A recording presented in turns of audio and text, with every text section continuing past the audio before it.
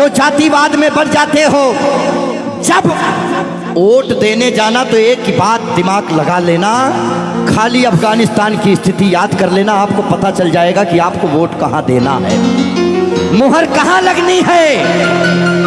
मैं किसी पार्टी विशेष का आदमी नहीं हूं, लेकिन मैं भारत का आदमी हूं और मुझे इतना तो पता ही है कि भारत किन हाथों में सुरक्षित है। इसीलिए ध्यान से ये जो जातिवाद में हम लोग बट रहे हैं उस पे है कि मन की हल्दी घाटी में राणा के भाले डोले थे, यूं लगता है वीर शिवाजी चीख चीख कर बोले थे। पुरखों का बलिदान घास की रोटी तक शर्मिंदा है, कट गई जंग में राणा की बोटी बोटी शर्मिंदा है। खुद अपनी पहचान मिटा दी कायर भूखे पेटों ने, जो टोपी जालीदार पहन ली हिंदू माँ के बेटों ने। और सर पर लानत, तालियां नहीं, सुनिए पूरी बात, कि मन की हल्दी घाटी में राणा के भाले डोले थे, यूं लगता है वीर शिवाजी चीख चीख कर बोले थे। पुरखों का बलिदान घास की रोटी भी शर्मिंदा है, कट गई जंग में राणा की बोटी बोटी शर्मिंदा है। खुद अपनी पहचान मिटा दी कायर भूखे पेटों ने, जो टोपी जालीदार पहन ली हिंदू माँ के बेटों ने। सर पर लानत वाली छत से फिर खुला ठिकाना अच्छा था, टोपी गोल पहनने से तो मर जाना ही अच्छा था। मथुरा अवधपुरी घायल है, काशी घिर गई कराहों से, यदकुल गठबंधन कर बैठा कातिल नादिर शाहों से। मुंह से आह तलक ना निकली धर्म ध्वजा के फटने से, कब तुमने आंसू छलकाए गौ माता के कटने पे। हिंदुस्तान के लोगों जागो, कब तुमने आंसू छलकाए गौ माता के कटने पे। जागे नहीं अगर आज हम, तो ये प्रश्न पीढ़ियां पूछेंगी। हमारे पास दो ही ऑप्शन है, या तो हम अपनी आने वाली पीढ़ियों के लिए चेतावनी बन जाएं या मिसाल बन जाएं। ना हम कश्मीरी पंडितों को भूलेंगे और ना राम भक्तों पे गोलियां चलाने वाले को भूलेंगे। ये वही भारत है, ध्यान रखिएगा। किसी बहकावे में नहीं आना है कि कब तुमने आंसू छलकाए गौ माता के कटने पे, और जागे नहीं अगर हम, तो ये प्रश्न पीढ़ियां पूछेंगी। गन पकड़े हिंदुओं के बेटे और बुरके से लदी बेटियां पूछेंगी, बोलेंगी हे आर्यपुत्र इतना उद्धार किया होता, खतना करवाने से अच्छा हमको मार दिया होता।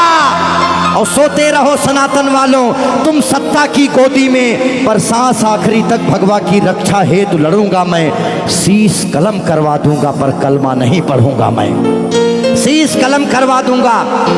आने याद रखना, हमारे भारत में 29 राज्य हैं, जिसमें से खाली 22 राज्यों में हम लोग बहुसंख्यक हैं, बाकी अल्पसंख्यक। इसीलिए मैं भजन भी गाता हूं, मैं जागरण भी करता हूं, क्योंकि मैं भारत, मेरा चैनल कभी भी बदल सकता है। अभी देशभक्ति चल रहा है, कभी कभी कपिल शर्मा लग जाएंगे, फिर कभी आस्था लग जाएगा।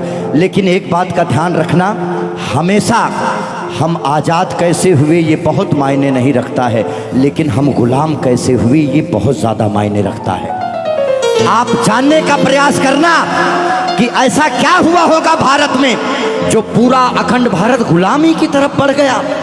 इस देश में जिनको चोर कहना था, जो मुगल भारत को लूटने आए, चाहे वो गजनी रहा हो, चाहे वो औरंगजेब, महान अकबर जिसको जिल्ले इलाही कहा गया, जिल्ले इलाही खुदा की परछाई को कहते हैं। और जो भारत के लोग अकबर को महान बताते हैं, जिल्ले इलाही, शहंशाह अकबर, जिल्ले इलाही खुदा की परछाई को कहता है। ये कौन सा जिल्ले इलाही है जो दिल्ली में महिलाओं की मंडियां लगाता है, महिलाओं की खरीदी फरोश करता है?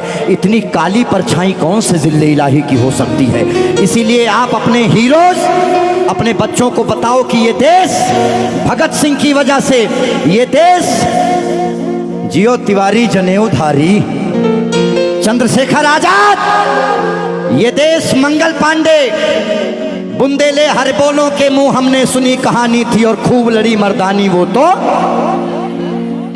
हमारे यहाँ महिलाएं घूंघट करती हैं क्योंकि यहाँ लुटेरे आए भारत में, लूटे, डोलियां लूटे, महिलाओं के साथ दुराचार किए, जिसकी वजह से उन्हें पर्दे में रखा जाने लगा। भारत के लोगों, 2022 का चुनाव आपके सर पे है। मोहर लगाने से पहले सोच लेना कि भारत वाकई में किन हाथों में महफूज है। बाकी आगे आपकी मर्जी। बोलिए भारत माता की।